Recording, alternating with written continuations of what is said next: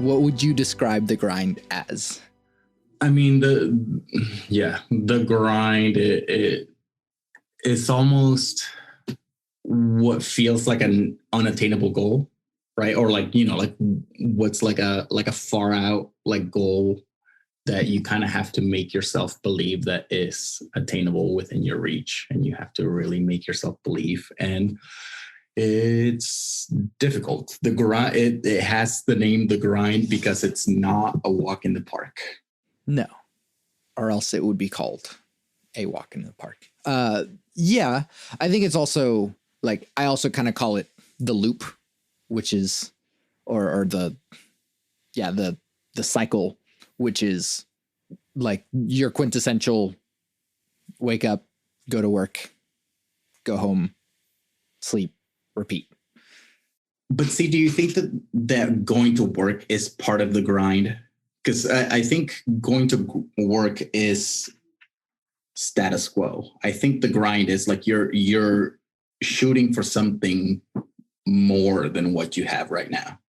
Yeah, I guess that is the sort of different interpretation of the grind, of like more sort of modern, like, yeah, like let's get this bread and let's, work on all these things. And like, I don't know, people boast about only getting like 5 hours of sleep or something because like, yeah, just grinding away at it. And I don't know if it's healthy.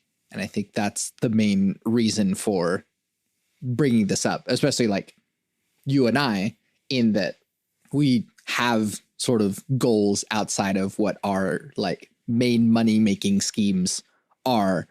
And we have to grind and put in time outside of our normal work time to make this thing happen, on top of just like the rest of survival, which is at the very least eating, and then hopefully some sort of social interaction at all. Yeah, there's also like there's all kinds of things that are almost considered necessary, right? That drinking your own urine. Necessary. That sometimes the grind makes it so you don't drink all of your daily urine. Yeah, and so like, I don't know, you've seen the model or the metaphor of like depression, of like you only get so many, what is like spoons or whatever, spoon theory.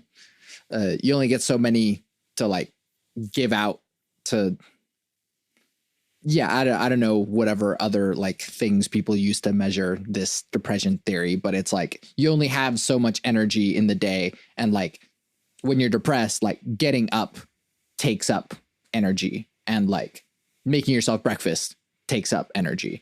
And so like you only have so many spaces or like actions that you can use throughout the day. But like, even if you're not necessarily depressed, it's still, there are things that we have to do every day to like ensure our survival. And the grind is sort of like the thing outside of the status quo to make sure that we can achieve some sort of goal. But then what? Like, so I guess not then what, but like, it's sort of, how is it feasible today? Is it even feasible today, especially given like in this economy? Yeah. Yes, because people do it, right? One of the ways that I wanted to do this through is like through the lens of like Kanye West's like first album, which was very like the way that he was thinking about it was very prophetic. Like the way that he did that album, like saying that like in that first album saying like I will get a Grammy, like, and stuff that like he didn't know for sure that he was going to do it. And like, but like, yeah, that kind of level of believing in yourself that like, certain people do achieve, right? Like, because it's not like again, like getting too much into it. It seems like I'm bringing Kanye West like up out of nowhere. But it's almost like he always wanted to be an artist, and he went to college like to be an artist, and like both his parents were like college educated, so it seemed like the path that he was going toward was like graduate from college and like go through the paved road of like college educated artist, I guess. But then like he dropped out of school to do what he believed would work. And I think sometimes, like, I mean, yeah, I think society has like these well worn paths that are supposed to lead towards success. And yeah, I mean, I think that there's certain things that certain communities like advantages that certain communities have that others don't, like, you know, like just connections and stuff like that, or like applying to colleges is not the only thing you have to do. Like you have to also write a bunch of essays, for example, or if you can't afford it, you are writing a bunch of essays for scholarships, or trying to maintain all of the extracurricular things that look good so that you can be accepted to a nice college or whatever. If you know an alumnus, like an alumni from that college, that like that helps. That so it's all these like weird things that beside that sometimes I think that the lower and again, not that like the lower people on the social economical like ladder like have to grind harder than like the Steve Jobs and like the Donald Trump can get like a small loan of like $1 million. And so, I mean, I guess in a way I'm sort of here to like attempt to poke holes in the like, I don't know, Kanye theory of grind, which is like, which, yes, we talked about it earlier today, but like I guess, yeah, the first thing is that Kanye's ego is astronomical.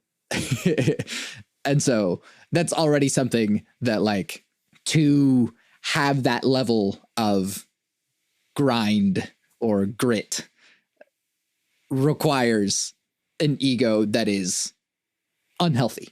His mom also gave him unconditional love that like fueled his like belief in himself. But again, like it's also like he's also been this way for a long time, and I think his mom kind of grounded him a lot, and like there were people in his life that grounded him a lot.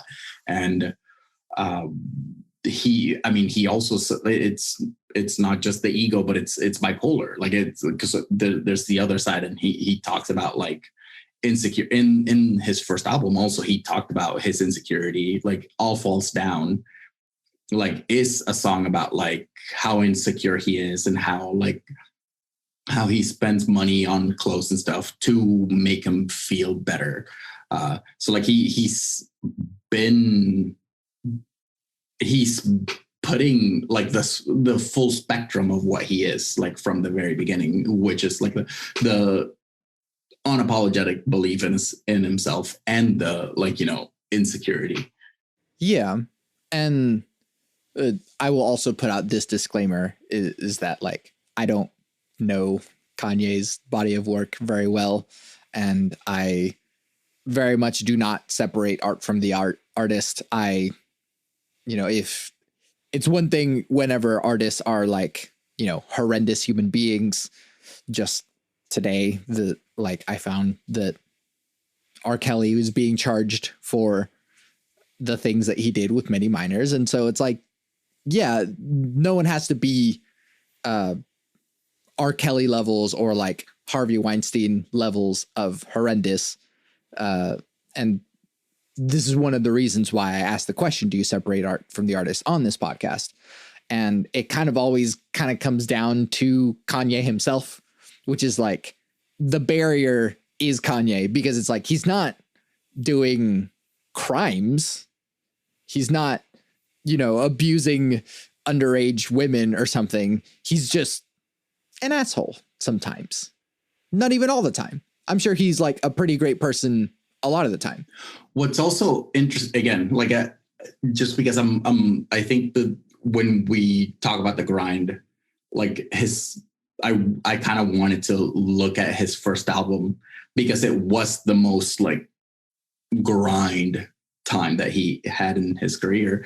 And like, I was almost looking at like his first album, The College Dropout, as a retrospective, like with like in 2021, like looking at it, that like even in like Jesus Walks, which was like one of the singles from that album, in the music video, there's video of him like explaining this, that like he had a white supremacist, like a Ku Klux Klan like person in there, and like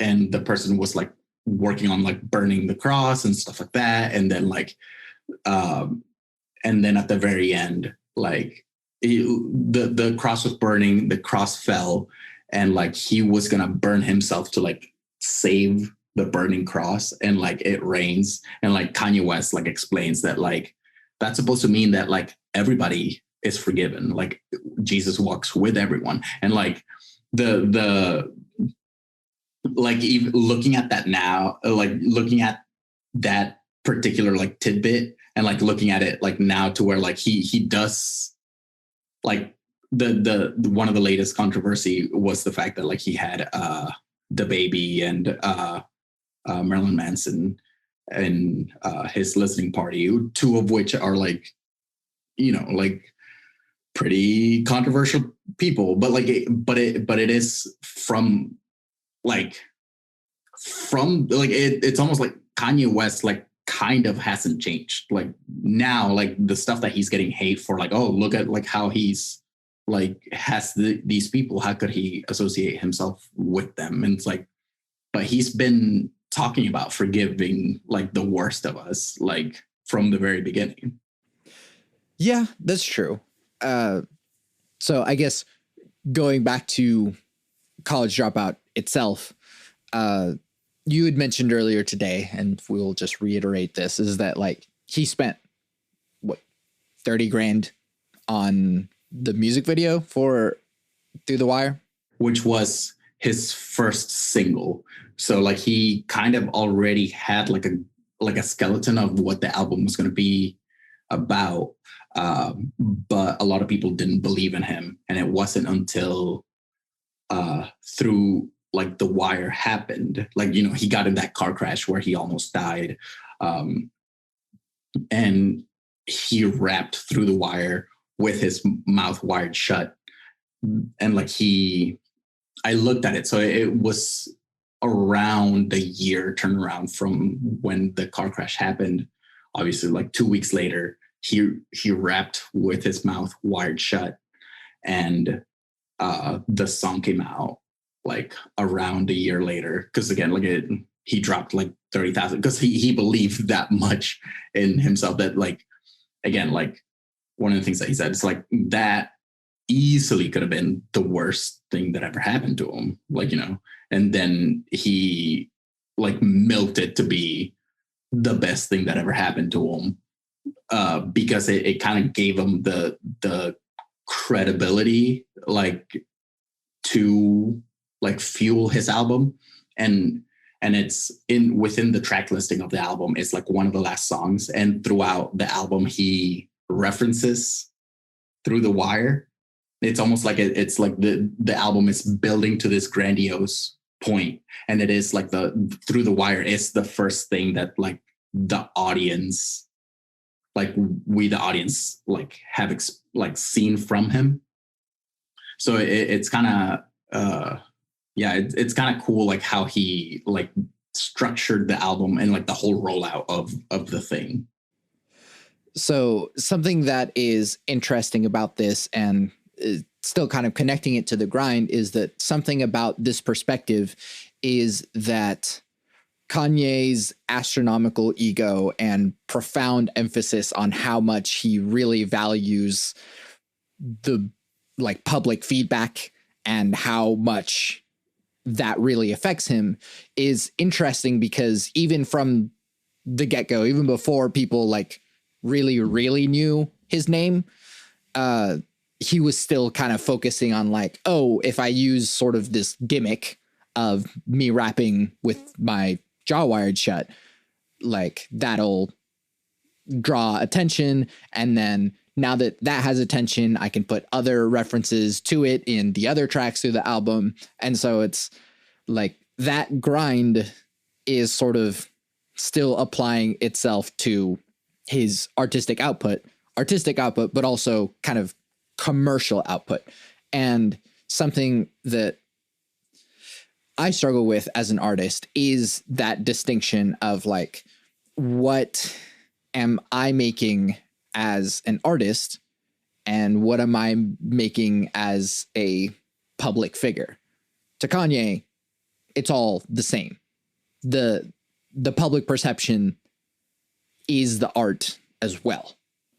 And he's also utilizing that to promote the art, to shape the art, to, yeah, it's all interconnected. And so that, in a way, that grind mentality of like, yeah, like squeeze every drop out of every incident that happens is, I don't know, for me personally as an artist, is like, I struggle with that because I have morals that I stick to more than my ego. Yeah, I guess you're looking at it as if like selling out, right? Sort of, but in a weird way. Like, that's another question that I always ask on the podcast, and the consensus is kind of like there is no such thing as selling out, and if there was, the selling out is really just betraying your own values for financial gain. Mm-hmm. So like the only people who are losing are the ones who have values. So like the industry already operates off of payola. The industry already operates off of like public perception. It already operates off of all of these things that, like, you know, is it possible to be a successful artist in 2021 and still have morals? We have to get specific on what you mean about morals, because like I kind of don't like, I think that Through the Wire, even though that it had a squeeze, a purpose, like as something that he like used as publicity, I think it was never, like in Kanye's mind, it was never selling out. It was like, this is proof of how bad I want it. This is proof of how much like soul I put into my art. Like it like, and it's like, look at how much like feeling and soul and like I'm putting into my art. And it's not about it. It was, I don't know, because it's like, who are you making your art for? Like, if you're just making it for yourself, write a diary. Like, you know, like if because art is for people, like it's for others, it's to connect with people. So like saying like, you're catering to your audience. Like, it's like, we're always trying to connect with an audience. We're always trying to like make something that like other people will resonate with. Like, I think it, yeah. So you're going to have to help me tease out like give me a clear example of what selling out is, because I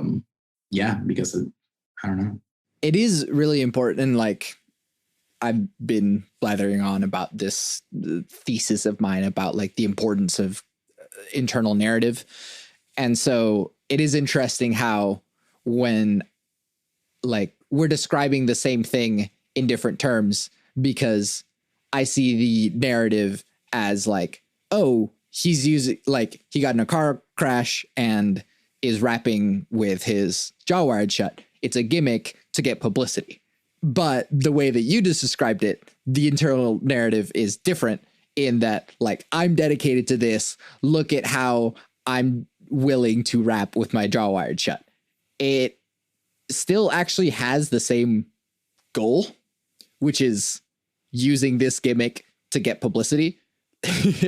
But the intention behind it is different, because on one hand, it's like, haha, now people will click on my thing, sort of in a, like, this is a calculated move and I'm playing with people's emotions. But instead, it's like, this is a calculated move because I'm proving that I'm dedicated to this. And that internal narrative is really important. And so it can really change the perception of an artist.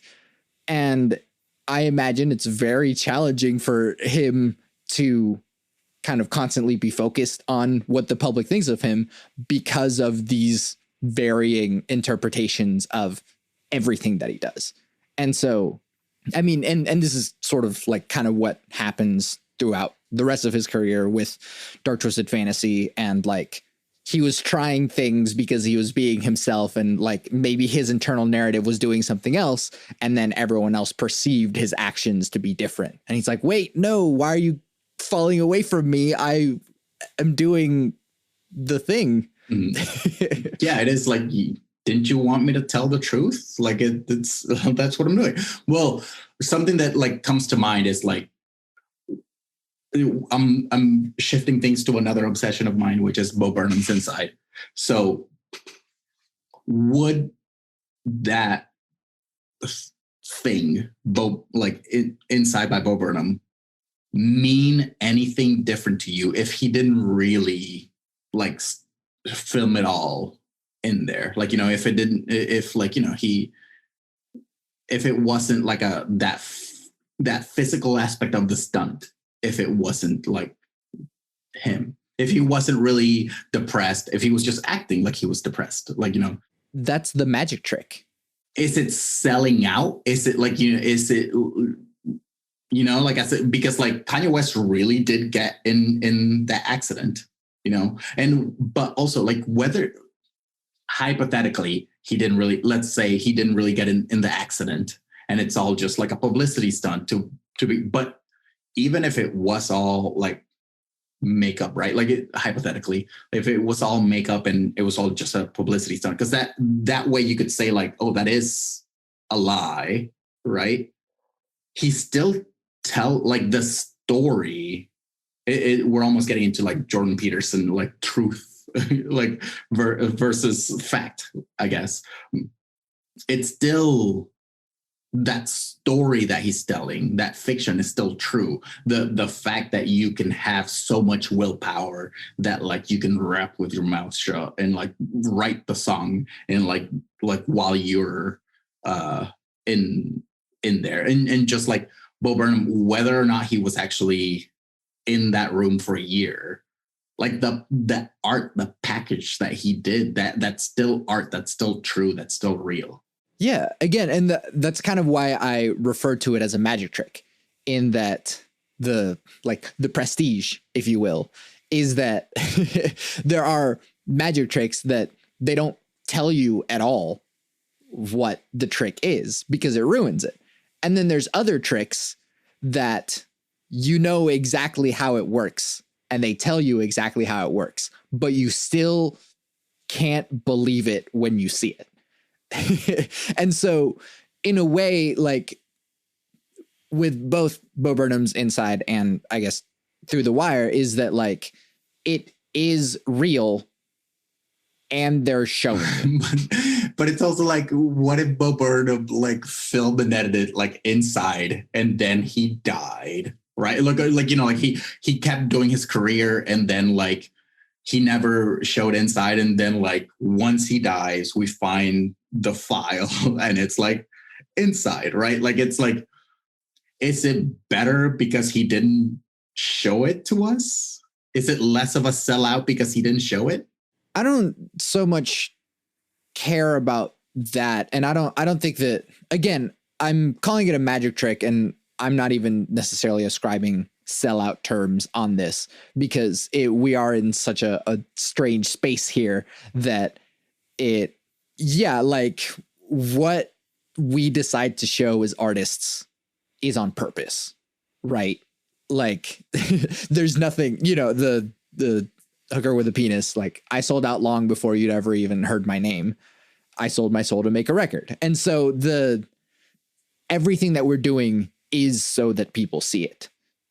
In a weird way, this podcast is me doing it, not necessarily backwards, but like opposite in that, like, I'm not hiding anything. I'm not planning some sort of like mastermind prestige strategy here of like, ooh, look at me struggling for this art, because I'm literally just showing you like you could go back and listen to every single one of my podcasts and see what the hell it is that I'm doing. And I don't know what that means as far as selling out or not selling out. But it is something about like, yeah, it's what you decide to show that tells more about it. Kind of what you're saying about Bo Burnham's Inside. If he had just put the music out, would it have had the same impact? Definitely not. It requires the whole struggle in it. But the thing is that we still don't see all of it because it's still edited. And so when you decide to take a picture of your meal and post it on Instagram, that is like a conscious decision that you're making to show to other people. And in a small way, you're already selling out. You're like trying to show people the thing that you did.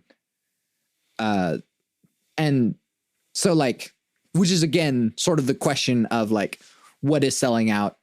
Everyone is selling out and no one is selling out. Like, what values are you betraying to make a thing? Or are you, specifically showing a side of yourself so that it can be looked at a certain way? We're, as creatives, we're all sellouts because we're putting ourselves out there and be like, could you pay me for it? Maybe. And so, yeah, like we're all pretending, or we're all trying to show something, and maybe we don't know what that means yet. Like social media is fairly new, and it used to be that like, public facing people would have to have like a publicist in order to like interact with the media. And now it doesn't matter. Like everyone's a public person now. Everyone can make a statement. And yeah, we don't know what those effects are. And in a weird way, going back to this grind idea, like a lot of us are pretending to grind. Like we're, sharing that like, oh, for example, myself, I've been saying like, I'm working on my singer-songwriter album. I haven't really worked on it in like months. I haven't recorded anything. I haven't opened up an Ableton session to tweak anything. I'm not working on my album. I haven't been working on my album in a while because, I've been busy. But like, I am kind of working on an album. Like it's not done yet. So like it's a work in progress, I guess. But like the grind is still there in a weird way. Like I still have I still have to find the spare time in my schedule to put that stuff in there, to force myself to work on the thing. And that's still a part of the grind. But again, even me talking about it right now on the podcast is me like showing you behind the scenes, being like, I'm intentionally showing you that I'm grinding and not grinding at the same time. Schrodinger's album. Schrodinger's grinding. Schrodinger's performance. Like, I mean, it's a, yeah, I mean, I guess anytime that you, I don't know. I mean, because now I'm thinking about like, is the act of performing, is the act of changing what you're saying, doing to accommodate like others.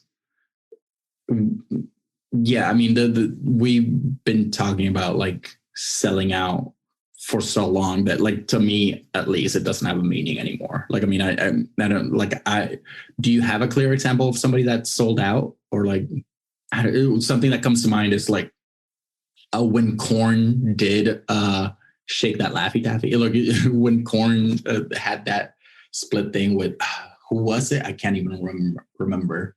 I believe D12 would have been Shake That Laffy Taffy, but like, I don't know. But even to that extent, it's just like, and maybe it's also from my perspective of like being somewhat in the industry, is that like, again, people are going to perceive things differently than what actually happened. And it could be that like, yeah, they like got in a room and were like, ooh, let's mash these songs up so that it like, so that the kids can enjoy it and we can like get a lot of sales from it. Or what if they were hanging out and were like, you know, it would be cool if we put these songs together. That would be fun.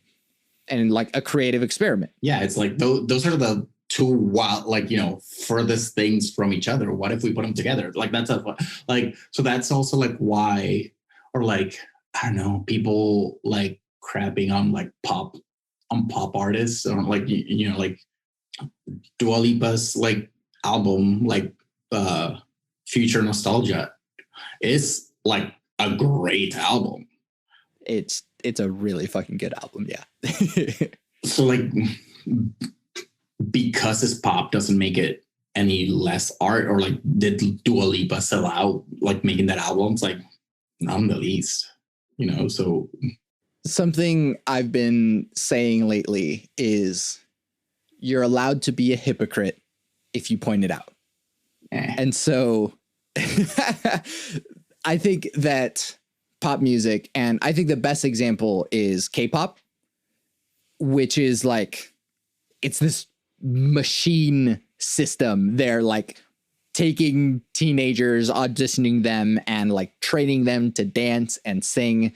And they're getting this team of producers to make like the like filtered through a lab, just the purest form of pop music.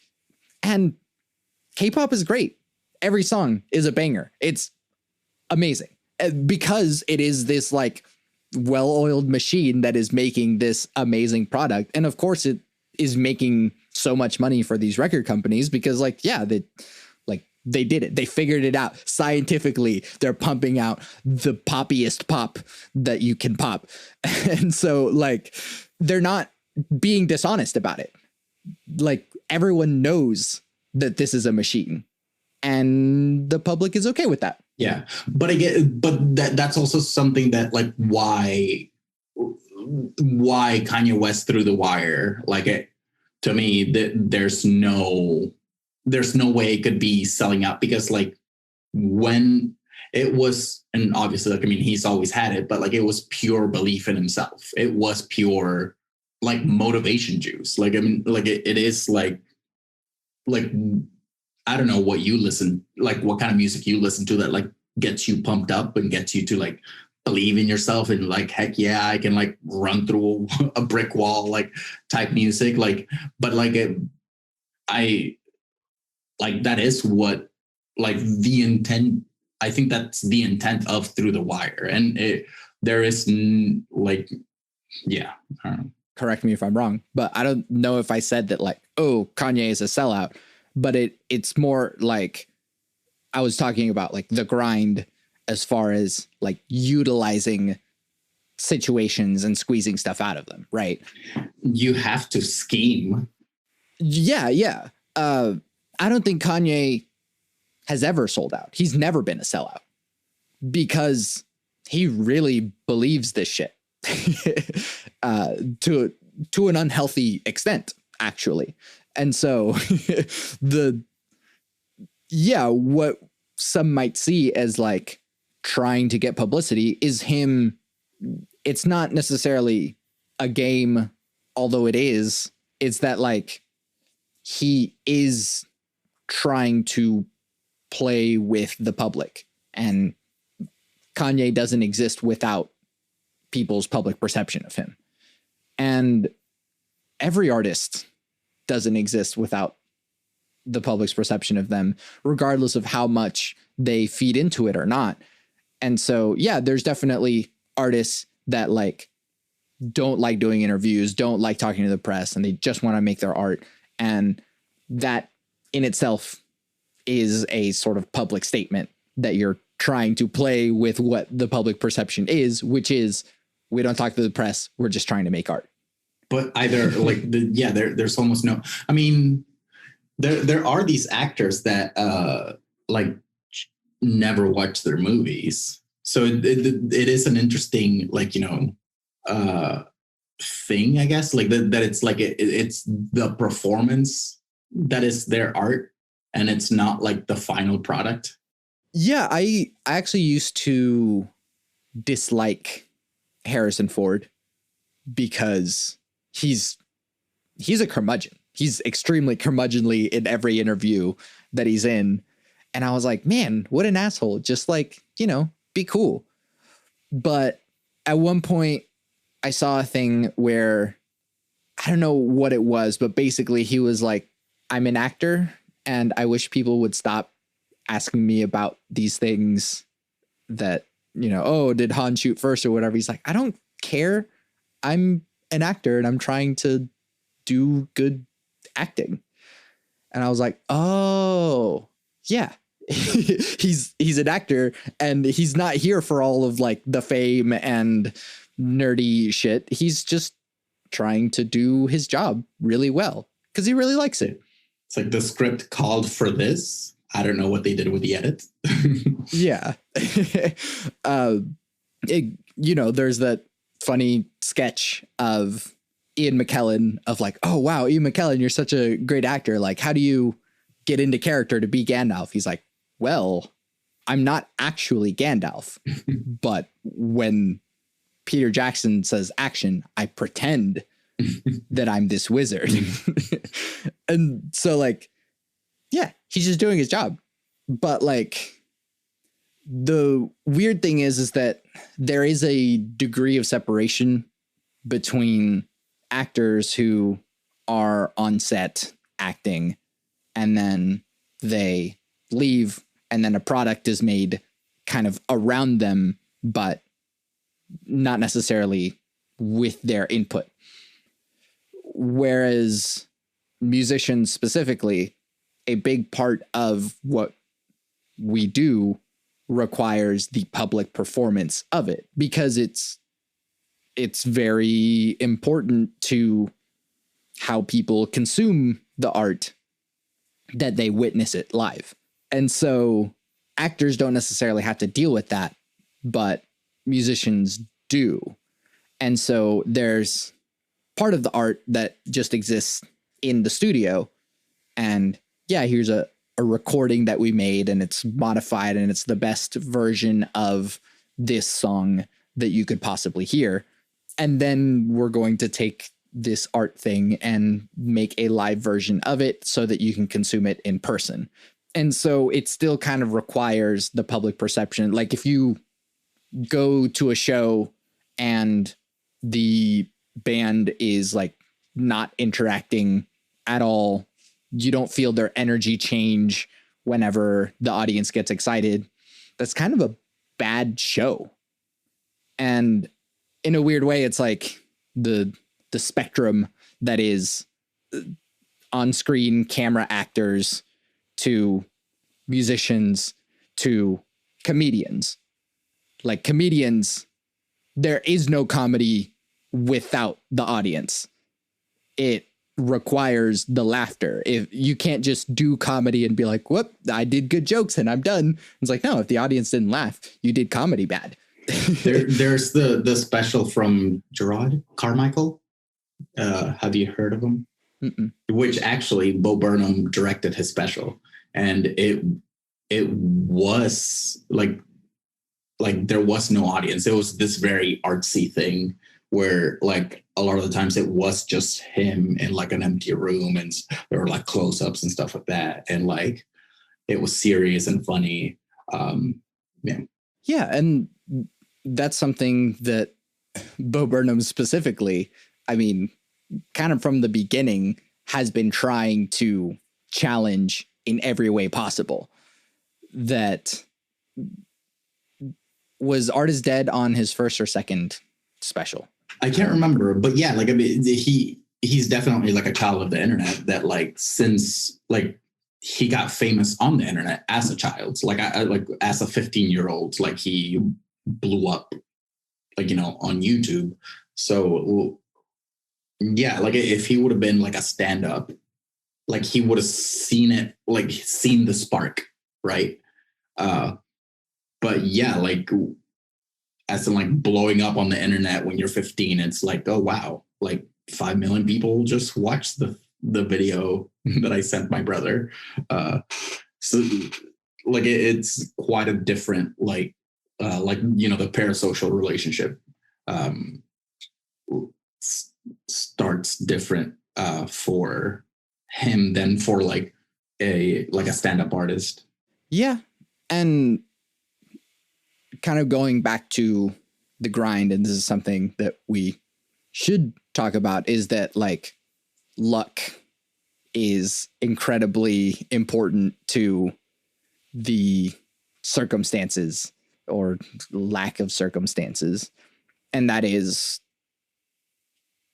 there's thousands of artists that are making the greatest, coolest, most mind-blowing music that you will never hear because it somehow is not making its way to you.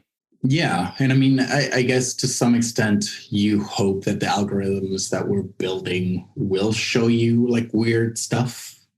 But like, yeah, something that like, again, like just that I heard the other day. Have you ever heard of Earl Sweatshirt? Mm-hmm. Okay. So apparently I just heard that like he dropped a collab album with somebody else, which I can't remember. And he dropped it on YouTube under like another name. And like the other artist was like, yeah, we actually did. Because somebody asked him like, when's that collab coming with like Earl Sweatshirt? And he's like, we actually did it and we put it out on YouTube, and like we just haven't heard anything about it. So, go find it. Yeah. And that kind of says something about, and this is a hard reality that I've slowly been coming to terms with over time, is that like people think that like, oh, the good stuff will find its way rise to the top. That is not true at all. Especially in today's day and age, like it doesn't matter how fucking amazing your stuff is. Like at some point, money gets involved to make it happen. And so, yeah, maybe like the good stuff will rise to the top because some rich person hears it and is like, oh my God, I have to share this with the world. How do I get in touch with this person so that I can help them, be seen more? And yeah, that's the luck component. I think there's like collaboration is super important. Like it is like, however, like gross it feels, like it is a little bit of a climbing social ladders to where like, I mean, yeah, like Kanye without ever being like signed to Rockefeller, like he would have just kept making beats in the background, like, so I think a lot of the times, like you almost have to collaborate with like people to kind of like get the like stamp of approval from others. Cause like anybody could just, because of the internet, it's almost like a public diary that like nobody has to like, read your public diary, but you can, you know, just keep putting it out there. But unless you kind of like show it to people that want to show it to people, like, you know, like you're never going to get there. That's a funny thing. And I have one thought, which is just like, this podcast is like a public diary. Only like, you know, however many people listen to it, and thank you for continuing to listen to it, I guess. But like, it is just kind of here. And as we talked about earlier today, there's lots of things that I could do to market my podcast better.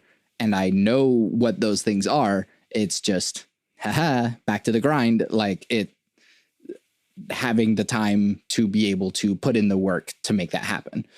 But something else, I noticed that you said that like, oh, like collabs, even though they might be kind of gross. Why are collabs kind of gross? I think like chasing the social clout, like chasing like because there is that stigma of like always trying to like, oh, whoa, that person is like, you know, like just like people that have more clout than others, and like people run toward them like for opportunity, like, you know. Yeah, I mean that it's a real thing though, because the music industry, along with pretty much any other industry, probably, I can't speak for many other industries because I'm not in them, but like the music industry, at least specifically, is very much network based. You're not going to get a job in something music related if you don't know someone already. And so that's kind of the other thing of like, again, you could be making the greatest, most mind-blowing thing, but if no one around you likes it, or if no one around you knows someone who knows someone who knows someone, then it's not going to get to the right places. And so, I mean, yeah, like clout is a real thing. And in a weird way, it's also not a real thing. Kind of, again, going back to that, like Jordan Peterson fact versus truth thing, is that like, it doesn't matter if people, or yeah, it doesn't matter if someone is really famous or is really a good musician or is really whatever. If people think that you are, then you are. And so the rest comes down to like how much further you can take that, because yeah, you can only go so far with a lie. And so at some point people will find out that like, oh, I don't know, it hasn't knocked down Donald Trump completely yet, so we'll see how that plays out. But like the weird thing is that like, yeah, people's perception of who and what you are is as important as the thing itself. And we've learned this lesson from, you know, the past 30 years of like political propaganda that has shaped the way that we perceive reality in America itself. But more specifically in this case, yeah, it's part of the grind to like collaborate with artists that are big or that seem to be big in your industry. And this is something that like, I guess it's a little bit weird for me to be saying it on the record, but like there have been people on my podcast that I perceive to be unreachable, like clout wise or whatever. And after having talked to them, it's like, oh, they're really cool people, regardless of like where or what they are. And so like, yeah, I've had both the manager of the Flaming Lips and like two people who play in the Flaming Lips on this podcast.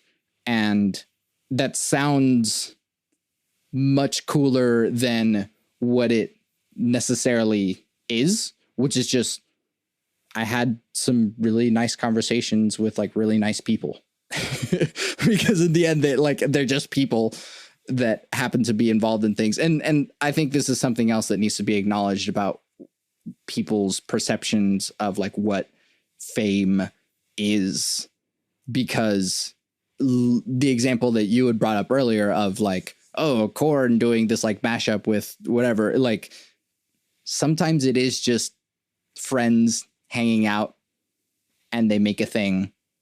And just because those friends happen to be really famous, it's just like more people are in on it. But like Seth Rogen makes movies with his friends because it's fun for him. It just so happens that lots of people are involved in the process and lots of people see the end result, but it's still just Seth Rogen making movies with his friends. And that's pretty cool in itself, but it's also really nice for him because he also gets to make some money off of it. and that's again, tying this theme back. That's the beautiful synergy that everyone is hoping for with the grind. Yeah, but it's also like with the grind, you do kind of have to find a way to not make it a hobby, I think. I don't think that the grind applies to hobbies. No, because hobbies are for the self. Yeah. And like, and yeah, it's a weird thing that like, oh, I'm trying to be a musician or I'm trying to be a video producer or whatever, so that like I reach some sort of like success, and like success probably requires other people's approval so that I can justify this success for myself. Whereas, you know, like I've been enjoying skating. I like landed some shitty ollies in the grass today. Have you grinded yet? Nah. I've not ground to the grind yet. There's a better joke in there, but I'm not finding it. But I guess taking this back to College Dropout, do you think that,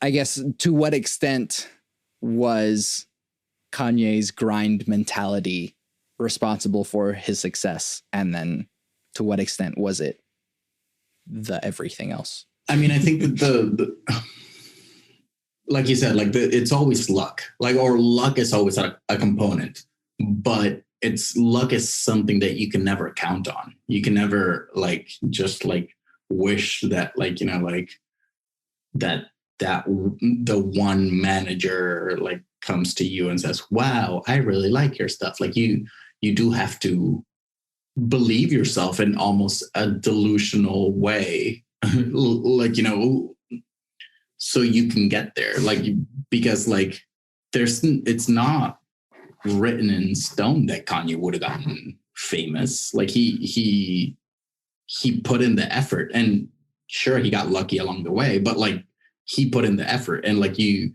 do have to believe in yourself. And just like in anything, like if you're applying for a job, you have to kind of believe in yourself, or else it won't, like, you know, you won't present well in the interview. And or like if you aren't going a little bit punching a little bit above your weight or comfort, like you're just gonna get like crappy jobs all the time that like don't fill you. Yeah, and that's the other sort of, I don't know, hard part about the loop, the status quo loop, if you will. And that is that like if you are just staying in a shitty job because it's stable and you don't like the job, but it's stable, like at what point do you need to be grinding to get above that? And that's also not to say that everyone has to do a grind. Yeah, that I don't know. At one point I had the realization that like some people are just NPCs and that's okay. Yeah. Like, and it's a weird thing for me, especially that like this podcast is all about like getting to know people on a deeper level. Like, oh, there's something more there, but something also that should be acceptable is like some people just aren't deep. Yeah. And they're completely all right with their all right job and it works and they're alive and they're just going to keep doing that. And cool. Yeah, I wonder, like, because I would be willing to bet that, like, there's probably some string of depth, like, in there, but it's not like, it's not like the like, is it religion? It's like, no. Is it spirituality? No. Is it like, are you passionate about music? No. Or movies? No. Like, there's probably somewhere in there to where, like, it's Warhammer miniatures. Yeah. So then, so it could be like, yeah, you ask somebody about Warhammer, like, and there's no way, like, I'm never ever gonna ask somebody about Warhammer miniatures, like, like that. I'm never gonna stumble upon that, like diamond treasure trove that some people are carrying within them. Like, I'm never gonna find that out about somebody that has that jewel. Yeah, but like, more so, it's okay. Like, you don't have to be deep. You don't have to be smart. You don't have to be any of these things that, like, our Western society values quite a bit. It's totally cool to, like, be all right with an all right thing and just, like, survive until you die. And it's like, cool. I didn't do any atrocities my entire life. And, like, that's a decent life. I think also, if there are, like, NPCs without any kind of, like, depth, if they're happy with their life, that is, like, extraordinary. Like, Yeah, I think maybe that's something else too. And because of the time, we can, like, acknowledge this part, but, like, there's two ways off of the grind bus. If it's a bus, I don't know. One is to, like, achieve your goal, like, get to the destination and, like, yeah, I did it, which, like, in many cases it's an illusion that you think that there's an end goal and it's like you get there, but it's like, no, but there's this other thing that I want to achieve, and, like, you never actually really stop grinding. And then there's the other part of it, which is just like, nah, I'm gonna just get off the bus. I don't have to grind anymore. And I'm just cool where this is. And yeah, that's, I'm remembering this thing that, like, Chris Ryan quotes this study of, like, they had different types of, or they had models in a study, and women were sort of rating their attractiveness, and the same model was wearing, like, expensive suits and then just, like, casual normal clothes, and they rated the guys in the expensive suits to be more attractive than, like, the whatever guy. But then they did another one where it's the guy with the expensive suit and a guy that looks like he doesn't give a fuck about anything. And the guy who doesn't give a fuck was more attractive than the guy in the expensive suit. And so it's like, if you have a choice between someone who is losing the game and winning the game, probably going to go with the person who's winning the game. But if you have the choice between someone who's winning the game and someone who's not even playing the game, it's the person who's not playing the game that's more interesting, that's more attractive, because, like, we're all playing this game and it's like, man, look at that guy. Like, he has the courage to not be playing the game. And that's really cool. So I don't know if this whole thing leads to, like, don't play the game or do play the game or finding different ways of playing the game. But, like, it's a grind. Any further thoughts on that?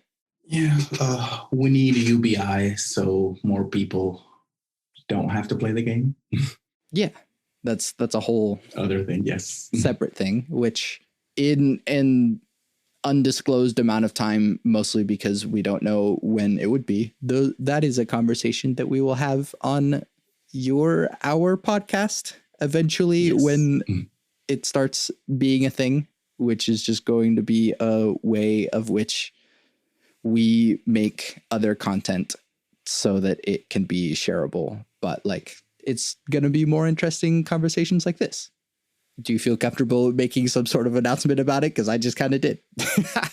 Well, we've been, I mean, I feel like almost like I've been kind of like Kanye, like, you know, announcing albums and not dropping them. But yeah, so far the name of our podcast is going to be Yandi. Just kidding. Muditious. But yeah, we're thinking about doing like a joint podcast that are more like topic based. And the topic is weed because it's a joint podcast. Jokes. But no, yeah, we'll pick topics and be really nerdy about them. And then we'll try and like prop each other's points up or like tear them down so that we can get better at having ideas for, I guess, ideas' sake. I mean, I'm not changing the world with the things that I'm doing yet. So like, you know, it's just for ideas' sake. Yeah. This was a good conversation. Jesus, thank you so much for doing this with me. Where can we find you and your things?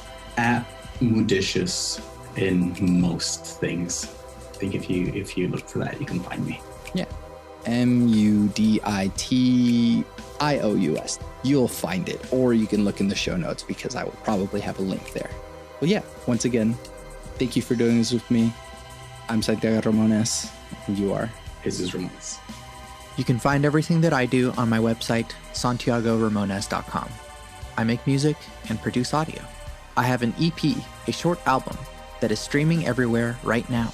It's called Sound Bytes. The music you're hearing right now is from Sound Bytes. Listen to it on Spotify, Apple Music, and anywhere else you stream music, or buy it on Bandcamp, because a single purchase is the monetary equivalent of streaming it all day, every day, for a year. I'm also working on another album, so if you'd like to hear that at some point, you can buy my music, or you can support me on Patreon. That's patreon.com/Santiago Ramones. Follow me on Instagram to stay up to date with all the stuff that I'm doing, both at bit.depth and at Santiago Ramones Music. There's also a Discord server in which we discuss deep topics from the podcast, but it's also a community of beautiful human beings. Go to santiagoramones.com/Discord to join. If you like the podcast, leave comments on social media, leave reviews by saying how much you like the podcast, and tell your friends about it. I really couldn't be doing this without you, and I'm so very grateful to continue doing Bit Depth for this long. Thank you so much for listening to and supporting Bit Depth. I always end the podcast with my 3 things. They shape my life philosophy. Love never fails. It's going to be okay. I might be wrong.